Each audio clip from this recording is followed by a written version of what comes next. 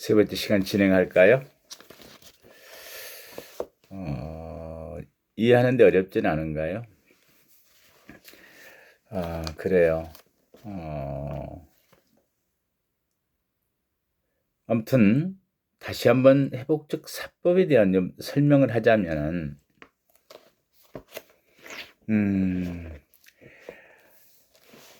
이를테면 이렇게까지 이야기할 수 있어요. 회복적 사법 정의에서는 범죄라고 하는 것이 법을 위반한 범법 행위로 보지 않는다. 범법 행위이긴 하지만 다른 사람과의 관계를 깨트린 것이다. 손상을 입혔다고 보는 것이죠. 피해자에게. 그렇기 때문에 무엇을 할 것인지, 그 사람에게 손상을 입혔다고 보기 때문에 그 사람과의 관계를 위해서 무엇인가를 해야 할 필요가 생겼고 이행해야 되는 의무가 생겼다. 즉 범죄로 인한 필요와 의무가 범죄자와 가해자, 지역사회의 적극적 참여로 인해서 이루어질 때 회복적 사법 정의가 이루어진다. 그래서 기존의 응보 중심의 사법 정의와는 대비된다. 현행 사법체계에서는 범죄는 어찌 되었든 위법 행위로서 국가를 거역한 것으로 보고 법에 의해서 죄를 결정하고 법을 어긴 사람에게는 이에 따르는 고통을 부과하는 거죠. 이 관점에서는 어떤 법에 저촉되었는가, 누가 범죄를 저질렀는가, 어떻게 처벌받아야 마땅한가가 이제 주요 관심사라면 회복적 사법 정의에서 관점에서는 누가 피해를 입었는가, 피해 입은 자들에게 필요는 무엇인가, 무엇을 필요로 하는가, 피해 입은 자들, 무슨 의무를 누가 져야 되는가 하는 데 관점을 갖는다는 것이 좀 다르죠.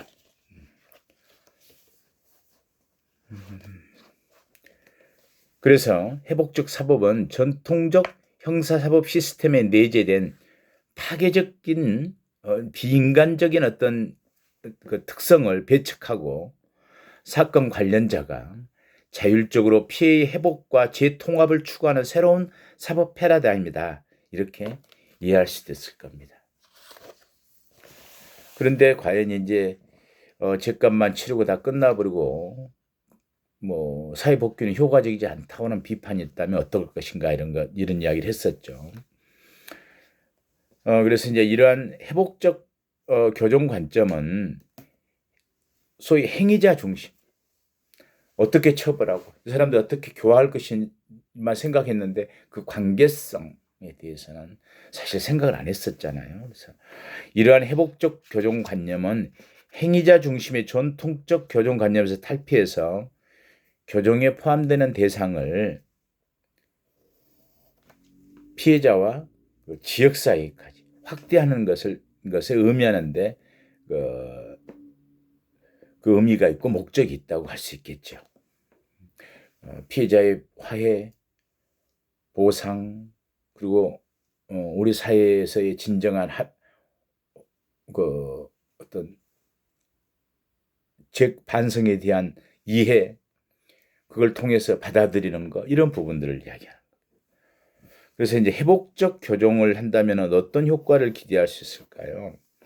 첫 번째는 피해자가 피해의 고통을 극복하고 재활하는데 효과적으로 기여할 수 있다. 자존감도 세우고 가해자도 이해해보고 진짜 용서를 하고 싶어도 용서할 수가 없잖아요.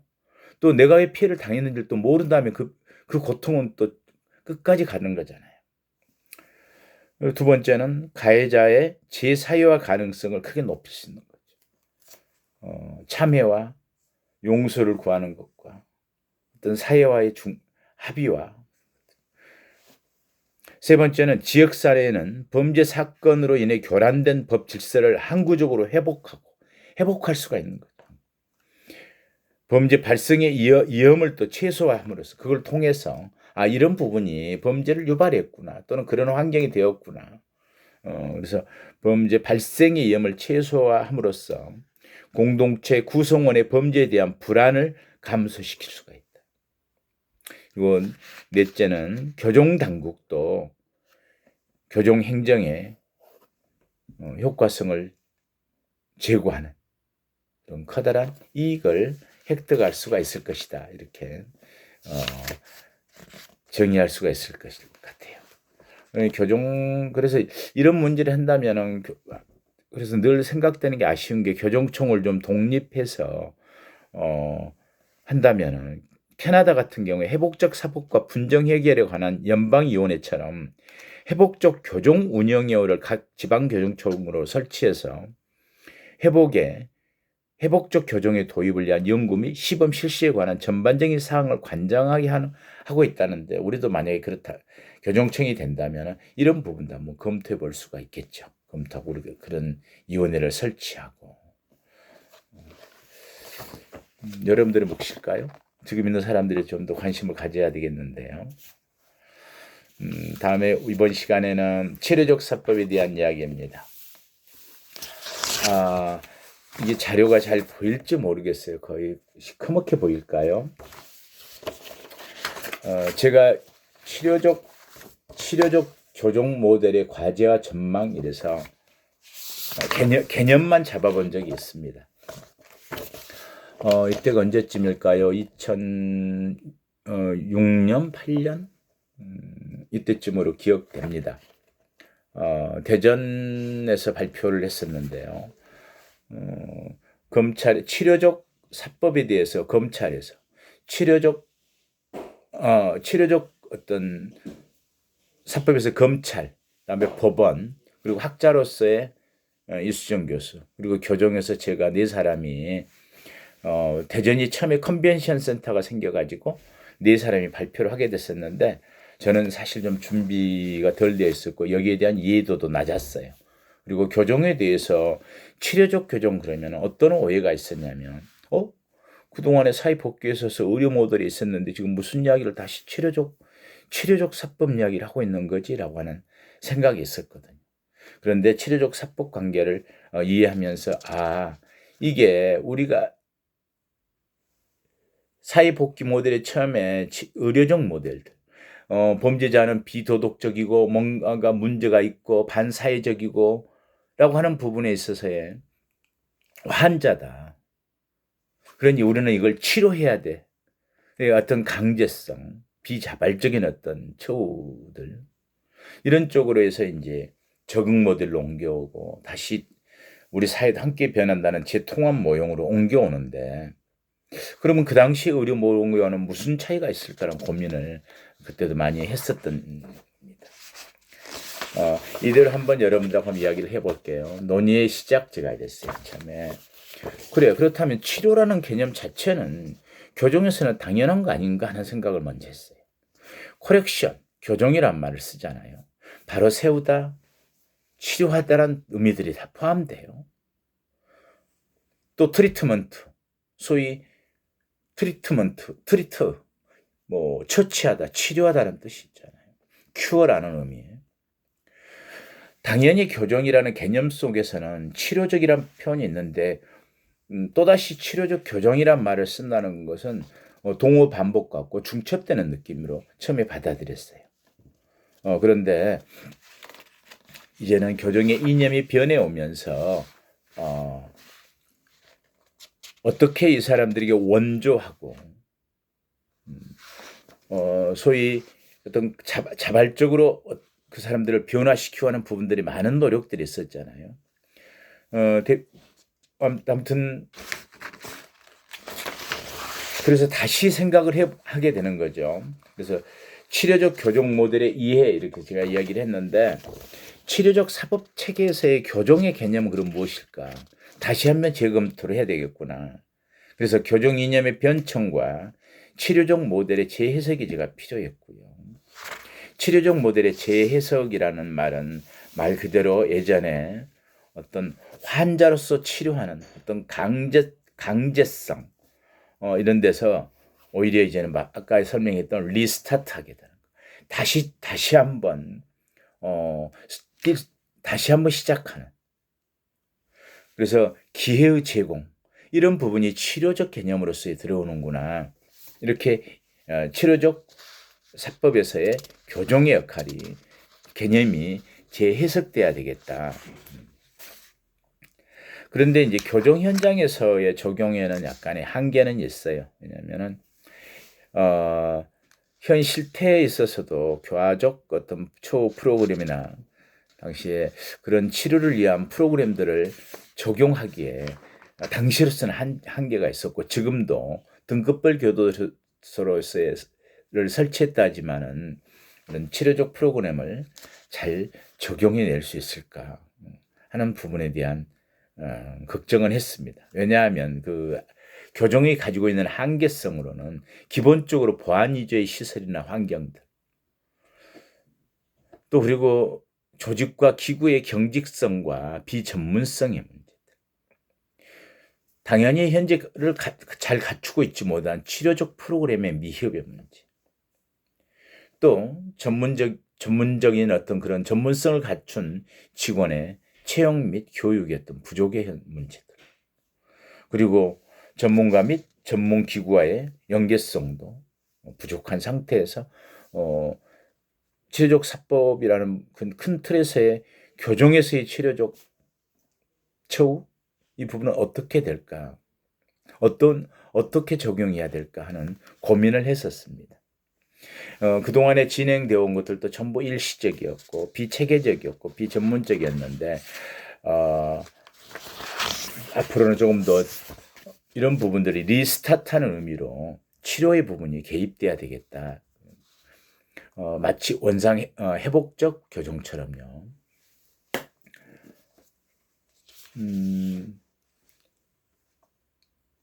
그래서 현재로서는 결론적으로 이야기하면은 형사사법 체계의 어떤 변화들은 치료적 교정 모델의 중요성 등이 이제 강조되고, 심리학적, 심리치료적 그런 접근의 필요성이 커지고 있다. 그리고 그게 더 바람직한 교정의 모습이고, 교정 사회의 어떤 미래의 모습이어야 한다, 이런 생각들입니다. 현재 이제 당시에도 검찰에서 이야기할 때는 주로 그런 것들이었어요. 치료 조건부 기소유예. 이 부분은 어디에서도 여러분들이 기억되나요? 그 치료 조건부 선고유예. 어느 음주 도벽 알코올 중독자를 존 오거스터스라고 하는 미국의 최초의 보호관찰관이 제가 데리고 보호하고 치료하겠습니다. 일정한 시간을 주면 변화된 모습을 보여드릴게요. 그래서 구금시키지 않았던 이런 부분들에 대한 이야기도 치료조건부 형사 시스템하고 관련성이 있는 거죠. 그래서 이제 치료조건부 기소유예, 법원에서는 치료조건부 선고유예. 교정에서는 뭐가 있을까요? 심리치료 프로그램들의 다양한 도입들이 프로그램으로도 도입돼야 되지만 또 제도로서도 현재 시행하고 있는 건 있어요. 치료조건부 가석방. 여기는 마약 관련 사범에게 가석방을 내보내주는데 대신 치료조건부 가석방. 일정 기간 어디 가서 가석방을 내보내주는 대신에 그 기간 동안에 그동안에 마약을 투여했던 것들에 대한 치료를 받도록 하는 것. 어찌 보면 보호관찰부 가석방과 비슷하겠죠. 그죠?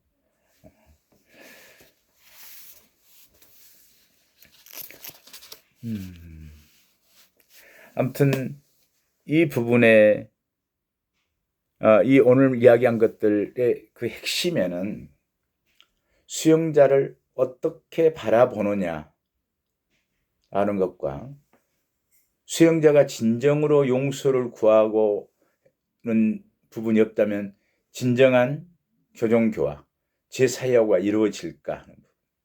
그다음에 이제 늘 국가가 형벌권을 국가가 다 독점하게 되자 잊혀진 존재했던 피해자의 고통과 아픔은 그 부분이 진정한 용서와 화해, 중재가 그러한 것에 대한 중재가 없고 그 사람들이 필요로 하는 어떤 보상의 부분들도 없다면 교정의 의미는 또 무엇인가? 이런 부분들이죠. 그래서 가능한 한 피해 보상과 또 용서를 구하는 쪽에 무게중심이 있다면 교종은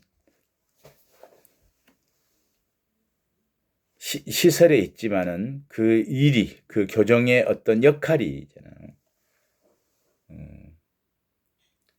그 사람들과의 그 용서, 화해 이런 것 통한 진정한 교정 교화, 사회와의 재통합에 무게중심을 두는 쪽으로 옮겨가야 되는 것 아닌가 생각해 합니다. 그런데 이제 제일 문제가 그거죠. 누군가가 개입해야 되잖아요. 개입. 그러면 이 사람과 가해자와 피해자와의 사이에 용서를 구하는 편지라도 주고받는다. 전화를 한다. 만남의 장을 만들어준다. 어떻게 개입할 것인가?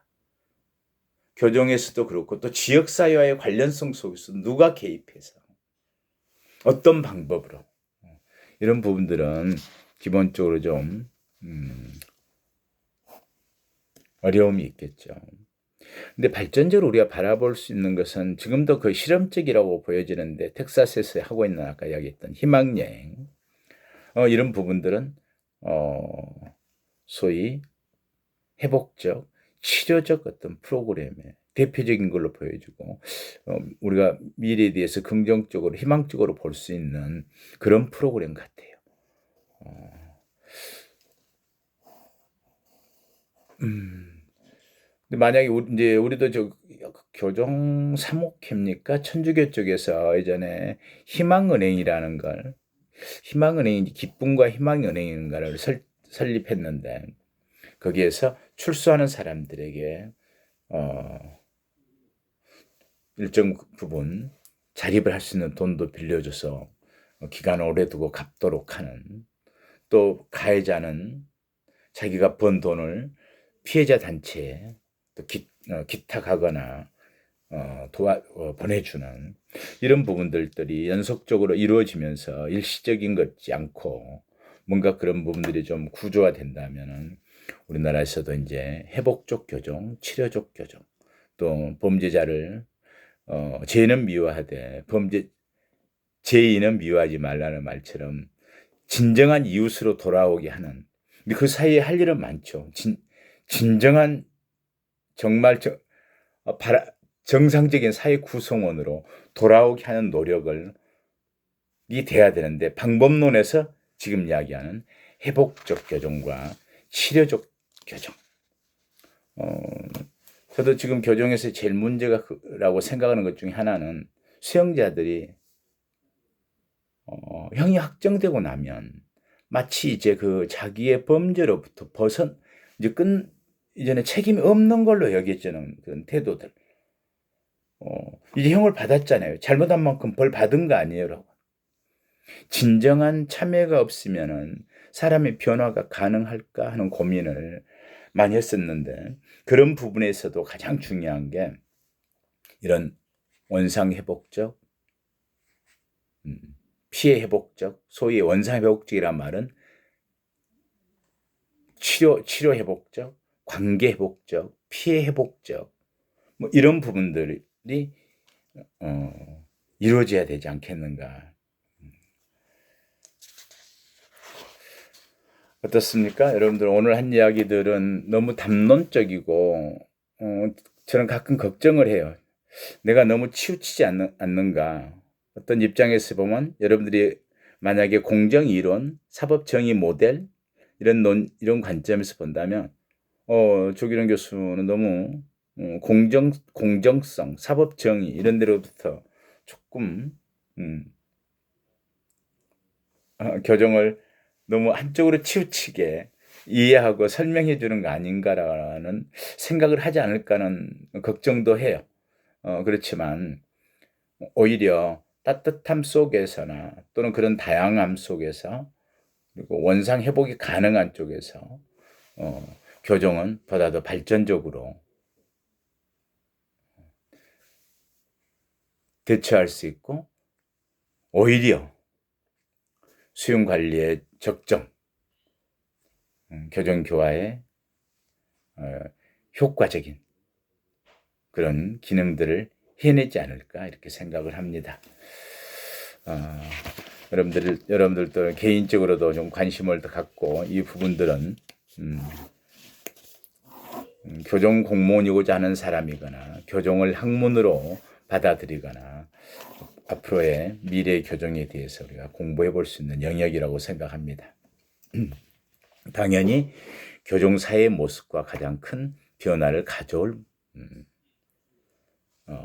패러다임 그러한 모형이죠. 다음 주에는 아까 이야기했듯이 이제는 기말고사에 대한 이야기도 할 거고 어떤 문제도 주겠지만 마지막으로 교도소사에 대한 이야기를 할 거예요. 교도 간의 문화, 수형자의 문화, 수형자의 부문화, 거기에서는 교도소화의 문제, 그것에 관한 이해, 이게 결론이자 우리 교정사회론의 어떤 중요한 관점으로서 이야기를 할 겁니다. 수고했습니다. 다음 주에 만나요.